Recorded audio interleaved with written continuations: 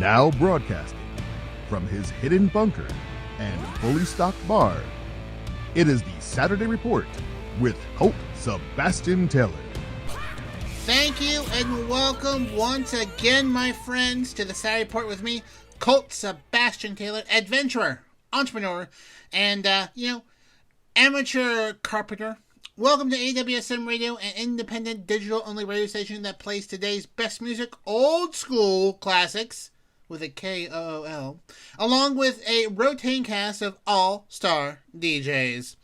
AWSM Radio focuses on mainstream artists, independent artists, along with a variety of interesting talk and music shows throughout the day. All we do is entertain, inspire, and inform.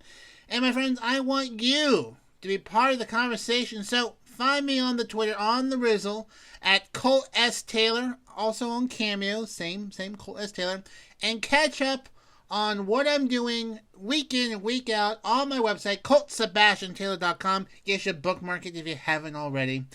All right, my friends, let's get started with this week's Saturday Report. First up, as I hinted to last week, Hyundai, who still has yet to really address my issue with the car.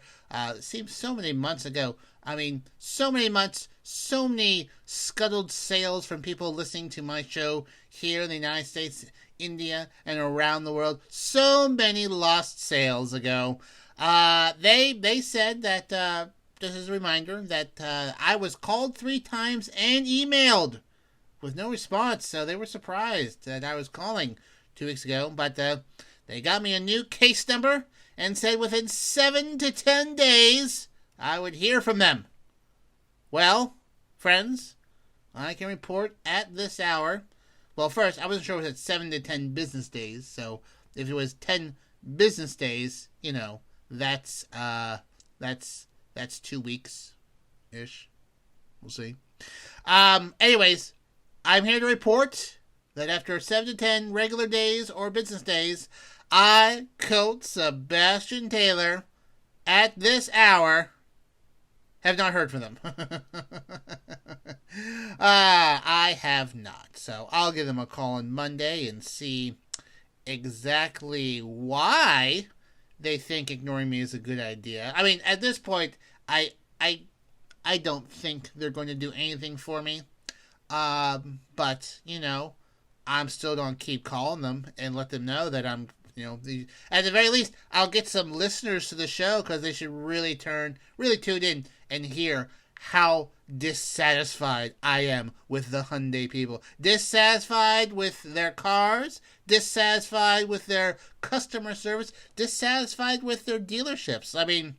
I could say with some authority that I, Colt Sebastian Taylor, will never buy a Hyundai again, nor will I recommend it to others, and will be bringing it up frequently for many years to come. In fact, my friends, at several other appearances, folks who are listeners of the show, big fans, bring it up, and I find myself opining, giving a small monologue, just meandering thoughts about how much I dislike Hyundai to random strangers, people who are there. So, even if I've scuttled one sale of a used car or a new car, that will make me sleep well at night.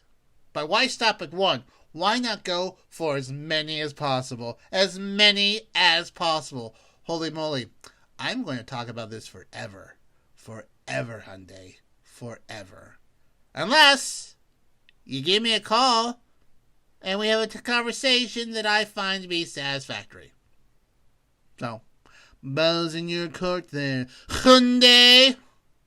Maybe I should send this to the CEO. Maybe I should track down the CEO of Hyundai and send him a recording of my show. I think that'd be delightful. Was it worth the effort? Probably not.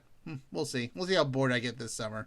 All right, moving along. First up, folks, we go to Texas, the Lone Star State, where there was a bit of a kerfuffle over a bakery. as you know, probably here in the United States, it is LGBTQ Pride Month, celebrating that community and whatnot. You see a lot of rainbow flags, etc., etc. Well, a bakery decided to do Pride-themed sugar cookies. So there were these hearts with a rainbow icing on them. And people in this local town in Lufkin, Texas, some of them were not too happy about it. No siree. They were canceling orders, leaving nasty reviews. All the typical 1950 backward attitudes you would expect in Texas. Boy, really on display there. Really on display there. Well, this got out, and that weekend, this bakery saw the busiest week in 11 years. The co-owner, Don Cooley, who runs the bakery with her sister Miranda, they were very upset of getting the canceled orders, some nasty comments, but it blew up over the weekend, sold out their entire inventory of cookies and these cookies, and was the busiest sales they have ever had. In fact, I saw pictures of people lined up around the corner to buy these cookies during LGBTQ Pride Month. I mean, it was pretty amazing stuff how it turned out. This got a lot of attention. Even the owner of the Mavericks, Mark Cuban, bought $100 worth of cookies himself. These cookies don't ship yet. They don't ship these cookies, so he donated them to a local children's charity in town. And, the phone was ringing off the hook. And fortunately, they turned it around. They plan to take a little summer break next week, but when they come back, they will be baking more of these cookies. They're very, very high demand. So fortunately, the community came out and supported them, which is really, really, really good. So if you find yourself in Lufkin, Texas, be sure to swing by the Confections Bakery when it's open and buy some cookies for yourself. Now, if I may go just slightly into commentary here on my show, and let me check with my producer. Yes, I can. I have seen, it surprises me. It does surprise me that so many people are bent out of shape about Pride Month. I just do not get it. And frequently, the argument I see online, and I find this just to be humorous, that, hey, how come this community gets the entire month, but vets only gets 1 day? For shame. First off, I think it's pretty awful that you're, holding up veterans as a way to make your sort of, stupid political point and whatnot. So that's pretty low of you to do that. That's like saying, hey, listen, why should we celebrate teachers for a month when vets get 1 day? I can make that argument about almost anything. Like, why should we celebrate Christmas for all of December when vets get only 1 day? Like, you can really make that anything about anything month, Why should Thanksgiving have a Thanksgiving weekend when the vets get 1 day? First and foremost, my dull, backwards thinking friends. The vets are vets because, they fought for freedom, and part of that freedom is things like this, That's just the way it works.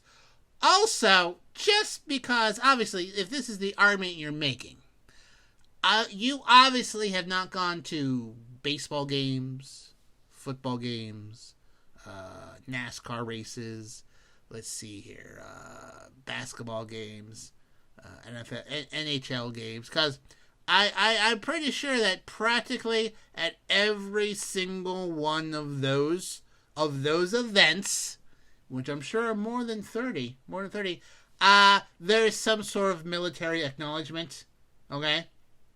They fly jets over football games, okay? There's usually a color guard at baseball games. So yeah, I don't think because maybe your problem is that you feel like you're so people like this really like I don't like labels. I don't like labels. Seems like you do because you want an entire month labeled for something you feel apparently very passionate about. So that's just a little commentary there. I've noticed that a lot this year for some reason. Maybe I'm paying more attention than usual. I mean, I've been ignorant in the past. I'm not gonna lie, but I find the whole should veterans get a month and not the LGBTQ plus community is a stupid argument. I'm sorry, it's a stupid argument, and it's like it's cheap. It's cheap. Like I said, you can say that just about everything. So, anyways, end of commentary. This is the first story I wanted to talk about because I thought it was a great story. And being June being Pride Month, I thought it was appropriate. And if you don't like that I brought it up, well, my friends, please write your commentary. Write me a note telling me how wrong I am on the back of a $100 bill and mail it to AWSM Radio. One comment per $100 bill. So just make it out to me, mail it in, and I will surely get your comments. But I will only accept feedback on the back of $100 bills. So that's just my own personal policy. Moving along, also in the money department, also cyber hacking. As you may remember, earlier this, I think it was last month, a gas company, Colonial Pipeline, was hacked, leading to gas shortages in the South, mostly due to people filling up trash bags worth of gas, because I guess that's how gas works. Well, there was another hacking attack. Brazil-based JBS, who has the world's largest meat processing company, was shut down, causing some meat shortages. Well, it came out that they paid the hackers $11 million to get their computer systems back. That is a lot of money. They thought that they could go on without it, but they thought there was safety concern if they didn't get their computers back right away, so they paid $11 million. $11 million. I don't know how many more of these large companies are going to get hacked before they start taking cybersecurity a wee bit more serious.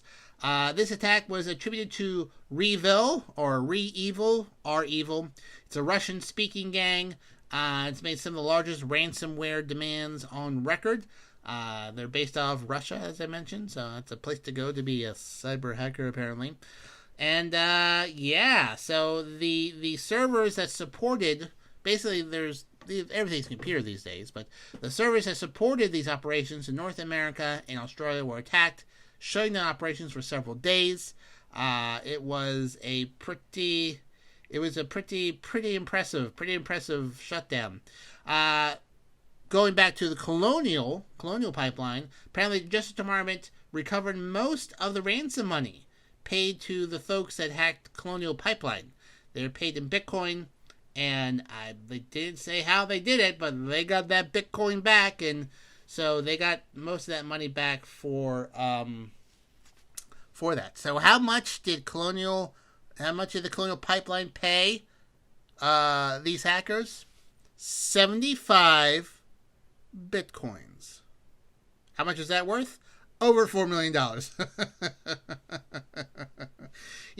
Somebody listening to this probably mined Bitcoin way back like a decade ago, and probably had 1,000 Bitcoins and then traded away for $40.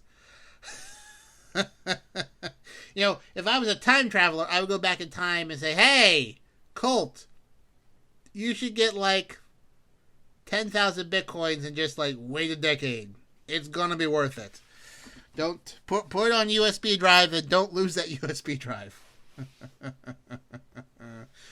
All right. So, anyways, also I read earlier that EA Sports, Electronic Arts, big gaming, they had their servers hacked, and the source code for some of the most popular games is being sold on the black market online. I don't know what they're going to do with that. But that there's been a lot of hacking and ransomware attacks recently, and these might have been going on for quite a while, but there's a lot of them making the news. So they're coming across the Colt Sebastian Taylor news desk, and I'm bringing them to you here on the Saturday Report, here on AWSM Radio, giving you up-to-date information on things I find interesting. Next up, we go to Poland for a soccer update. Not that I follow soccer in Poland all that closely, but a story that came across my desk that I thought was very interesting. So soccer games, as you know, are very popular around the world, except here in the United States.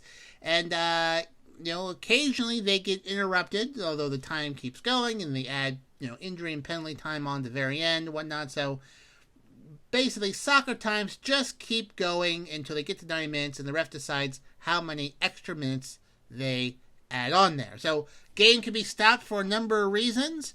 Sometimes injuries, sometimes penalties, sometimes discussions with the coaches.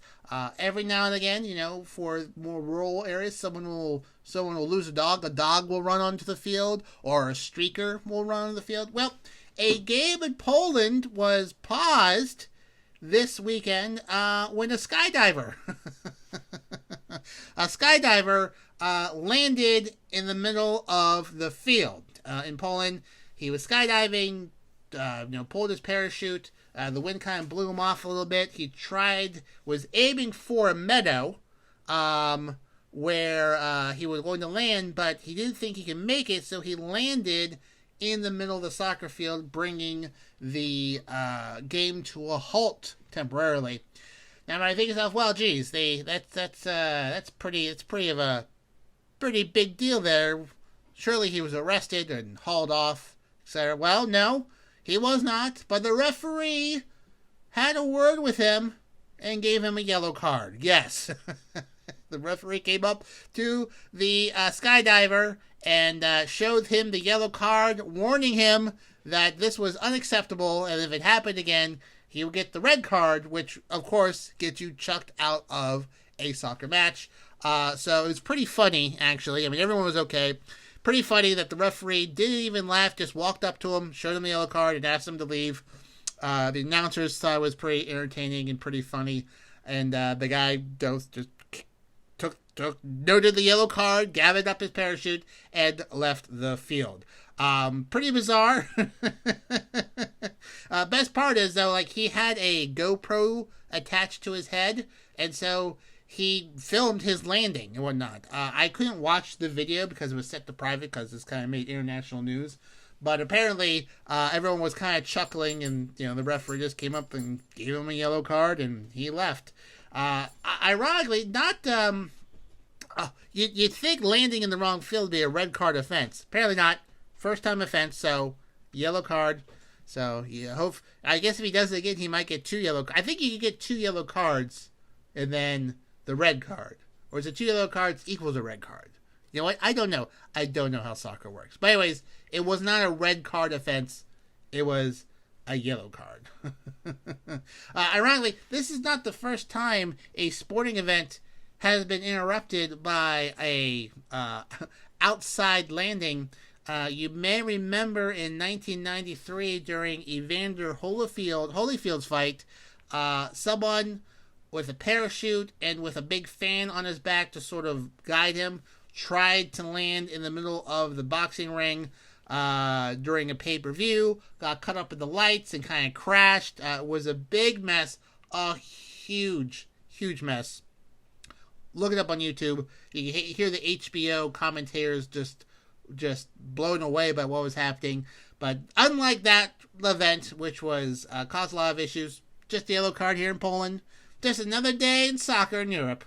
But definitely what they were not expecting during that soccer game.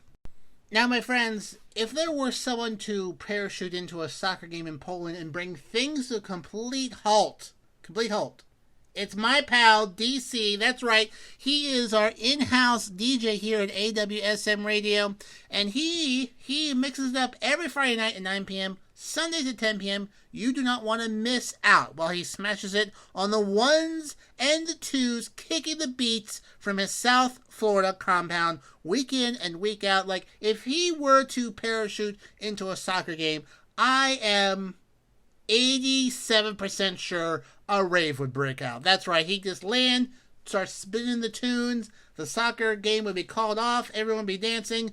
I think that has happened at least once. Don't hold me to it, but I'm pretty sure he is so good that has happened once with him. So, friends, Fridays at 9, Sundays at 10, DC live in effect right here on AWSM Radio. We go from the beaches of South Florida to the Arizona-Nevada border, where Lake Mead is located. Lake Mead is the large reservoir behind the Hoover Dam.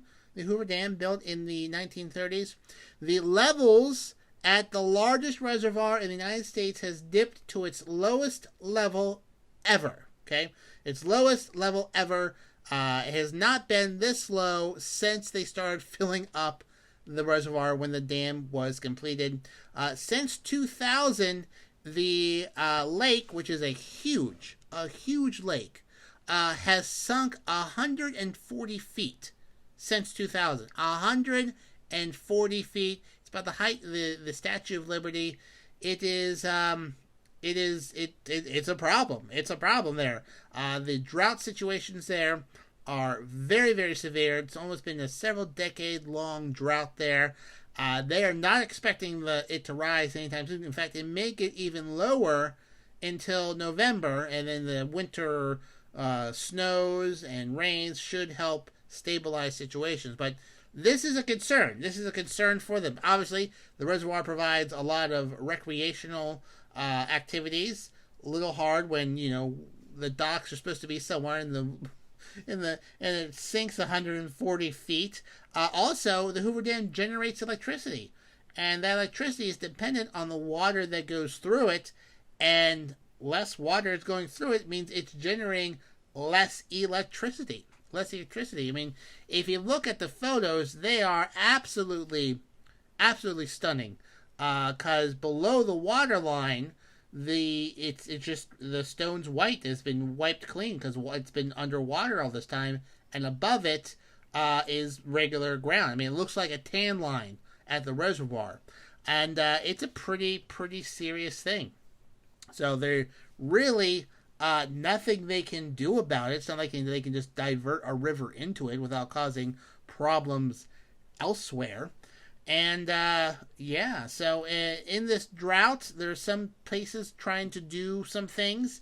Las Vegas is banning non-functional turf, as in grass being planted between highways or outside businesses on a stretch of roads. And then the governor of Utah went on TV and asked everyone to pray for rain. I guess that's the thing they do out there in Utah.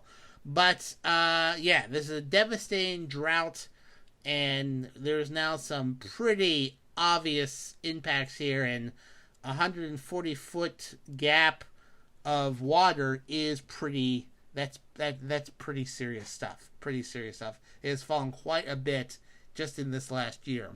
So I'll keep a tabs on that as they try to figure out how to hopefully a good drenching rain gets in there. I mean, listen, this kind of drought isn't fixed in one rainstorm. This is like months and months of steady rain.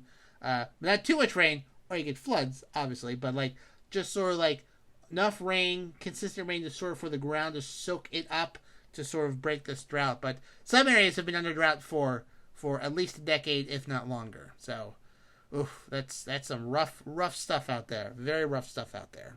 We now go to Indonesia, where many McDonald's, at least 13 McDonald's across Indonesia, were closed temporarily this week due to Korea.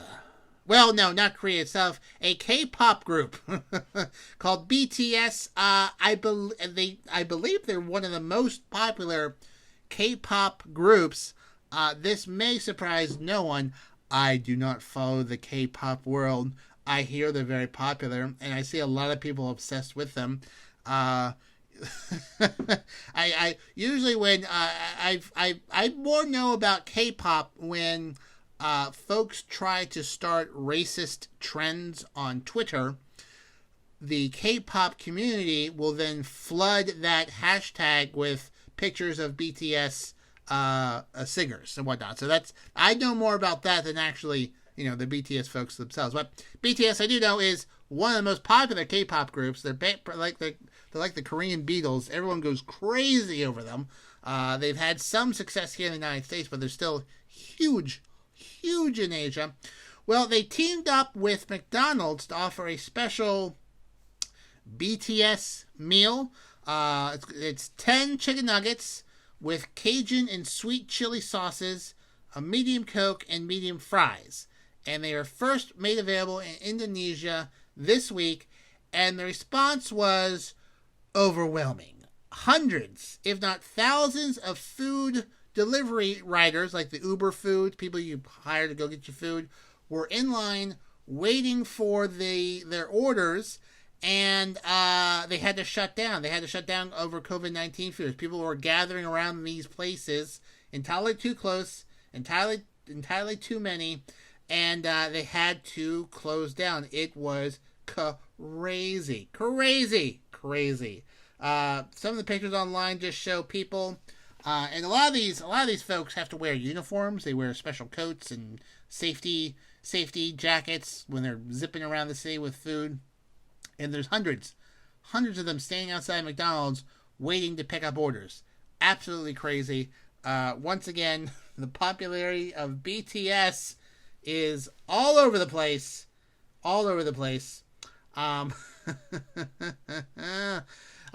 So they to the point where some of the bigger fans, like who run fan groups and whatnot, are asking them to not panic buy, because some people thought they were going to miss out on this meal, so they're buying like 5 or 10 at a time. I don't know what you're going to do with 100 chicken. Well, I know what I do with 100 chicken nuggets. I eat them. Now I'm hungry. But yeah. So they're trying to calm down the the situation. This is just funny for me. Calm down the situation by telling people not to panic buy. But all these meals have special cups, special bags. It's called the BTS meal. Very, very popular. Very popular. Like I said, it practically like if McDonald's teamed up with the Beatles in the 60s and 70s and had a Beatles meal. it would have been like this. But if you, my friends, are in Indonesia and snatched yourself a BTS meal, send me a picture on Twitter at Colt S. Taylor on Twitter, and I will definitely give you a shout out. If you haven't, just wait. I'm sure there'll be more available. We now go from Indonesia to space, where thanks to a new Canadian telescope, an international group of researchers and scientists are examining hundreds of FRBs detected by the CHIME telescope. Now, FRBs are fast radio bursts.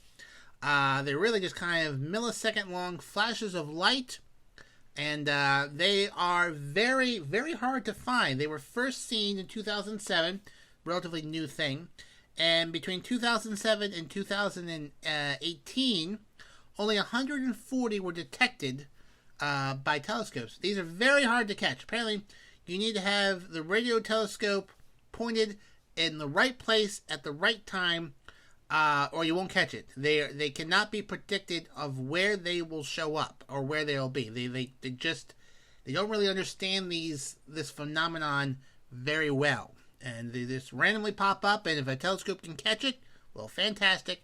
But usually it did not. But in 2018, a new radio telescope was brought online called the Canadian Hydrogen Intensity Mapping Experiment, CHIME for short. And between 2018 and 2019, it detected 535 of these. So in the decade before it, only 140 when open, almost five times the number of radio telescopes. Pretty amazing stuff. Like, they don't know where they're coming from, because they happen so quickly. But if they get more information of how long they are, the bursts and whatnot, they hope to figure out some more information about this. So most radio bursts happen once. A collection, about 61 or so, are repeating, and from 18 different sources, and they burst at different rates. It's a little bit different, and each flash lasts a little longer than the single bursts, apparently. So if they're repeating, they last a little bit longer, and hopefully the ones that repeat, they be able to sort of pinpoint where these are coming from. They're coming from very different directions, all different sources. So, like I said, this is an area they don't know much about. They don't know what's behind it. They're very, very curious. And this new telescope can help them capture it better. How? I don't know. I don't know how. I don't know how they can figure that out. But apparently, this big telescope is really good at. It generates about 7 terabytes of data per second, which is about, a percentage of global internet traffic. So it's called digital signal processing. And again, don't know what it means, don't know how it works, but this telescope's really good at it. It's very new design, and that's what it does.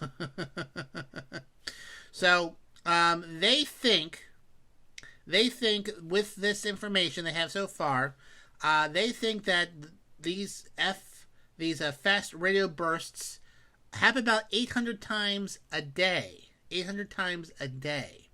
But they're just very hard to pick up. Very hard to pick up. Like, they're kind of like camera flashes. Unless you're looking at the right time in the right place, you really aren't going to see them. But based on the information, these happen all the time. And they're hoping to figure out what are these about? Where are they coming from? And what's causing these? So they have some theories, but they're not too sure yet. But hopefully this new Chime telescope will give them more information. And I thought it was really, really interesting. This is the first time I've heard about this, and I got sucked in and read more about it. Now, my friends, while we examine fast radio bursts from places outside of our solar system, I think we all know aliens are here. They're here. The truth is out there. But you know what the aliens are doing, my friends? They're not examining our fast radio bursts. They're listening to the rock sessions. That's right. I think the gray reptilians are definitely listening to the rock sessions Monday through Friday, 5 p.m. to 7 p.m. here on AWSM Radio, while they're floating above in their flying saucers, scooping up hillbillies to, experiment on. They're listening to the Drive Time Show, making sure that people's evening commutes home are fun, or as they're kidnapping cattle and experimenting on them, they want to have fun. So I think the aliens are most definitely listening to my pal Rocks, the beautiful Rocks, featuring the hottest music on the charts and some surprises in between. I mean, if I was from another solar system, I would definitely be listening to the rock sessions. It's a great way to understand the human race, I think. Also, good music, and she's fun to listen to. So, my friends, if you are an alien or a native of this planet, you need to listen, because she will make it rock style, Monday through Friday, 5 p.m. to 7 p.m., the Rock Sessions, right here on AWSM Radio. We now go back to Florida, where at an Irish bar, McGuire's Irish Bar, apparently there are $2 million worth of cash pinned to the ceilings and walls of this entire bar. Yes, $2 million in cash and tips that has accumulated over the last 30, 40 years. Apparently when it opened in 1977, the first dollar tip they made, they pinned to the wall, and they just started to do pin tips ever since. And people have added to this and have written messages on these dollar bills and other bills and have pinned it all over this bar, to the point where they believe that there's over $2 million in cash just plastered everywhere. There is no bare wall space in this bar, it is just everywhere. It is everywhere. Now, they have to count it every year and pay taxes on it as it grows, and they treat it like an asset. Apparently, they borrow against it because, the property is worth this amount of money, and then there's $2 million worth of cash pinned to the walls, and they can borrow against that. They've had some issues, obviously. People try to take money, but these bills are very, they're marked, so everyone knows in town that someone writes something on this bill, they know, like, this came from this bar, and so people who have tried to take them, but they haven't been able to use them because all the businesses know that this cash came from this bar. And it is pretty, like I said, it is pretty amazing. You should really check out the pictures. Every single conceivable space in the bar is covered with $1 bills. I believe there are probably a few 20s in there, but they're all $1 bills. It is crazy. And now over time, they've had some famous dollar bills signed. You have to sign it and they put them everywhere and whatnot. And I think at this point, they're all signed at this point. And that's part of the charm. You sign the bill and you put it up there. So it's a very, very I guess low key security feature. Like, if you can't take these to the bank and cash them because they know they're not yours, that you stole them. So we're the weird tradition in Irish bar. Fun fact, there's actually a second McGuire's Irish pub in Florida, and it has almost $2 million on its ceiling as well. I guess this is a Irish McGuire's tradition in Florida that they pin dollar bills to the ceiling, and over 30, 40 years, that's how much gets pinned up there. Pretty amazing stuff. Also, I can't help but to think, that's a tremendous fire hazard. It's just a lot of paper hanging about, so I hope it's insured somehow, because one electrical fire, I mean, there goes $2 million worth of cash. One would think. So, but anyways, I thought that was really interesting. So if you're down in Florida, maybe DC has gone there. DC, who's on AWSM radio, he lives in Florida. I wonder if he's gone to one of these bars. I will have to ask him the next time him and I are chatting if he's gone to this bar with millions of dollars pinned to the ceiling. Finally, folks, we go to France this week, where a 28-year-old far-right, right-wing, right extremist, self-described, that's how he described himself, slapped the president of France, Emmanuel Macron, this week. He slapped him because he's upset that the decline of France was happening under his watch, and all the problems that was going on because he was president and thought he was corrupted. All sorts. He just did not like the guy and like how France was being led. It was a pretty hard slap. You could hear it from a distance. What a French thing to do too. Just to slap a president. But he'll be going to jail for 4 months. He was going to go to jail for 14 months, but the judge suspended it. So if he can't stay out of trouble after he gets out of jail, he'll go to jail for 14 months. He is barred from holding office in France forever, and also not allowed to own weapons for 5 years. He claims it was not premeditated. It just sort of, the president being so close to him caused him to do this because he's just disgusted with Emmanuel Macron. So I guess I hope that was worth it there, buddy. What a very French thing to do. Well, my friends, that just about wraps up this week's Saturday Report with me, Colt Sebastian Taylor. Thank you so much for joining me here today. Remember, you can find me on the Twitter, on the Rizzle, on the Cameo, and on the Instagram at Colt S. Taylor. So please, feel free to engage with me on there, and let me know if I missed a story, if there's something you want me to cover. More than happy to engage with you. Even if you don't like me, I don't mind. I like your attention. And, of course, friends, if you haven't already, bookmark ColtSebastianTaylor.com. All of the past episodes are on there, and all my other work is on there. I would just be tickled if you dropped on by and checked out some stuff on there. And, yeah. So, until next week, my wonderful, fantastic friends here on AWSM Radio, I am, of course, your friend, Colt Sebastian Taylor, and I'll see you later.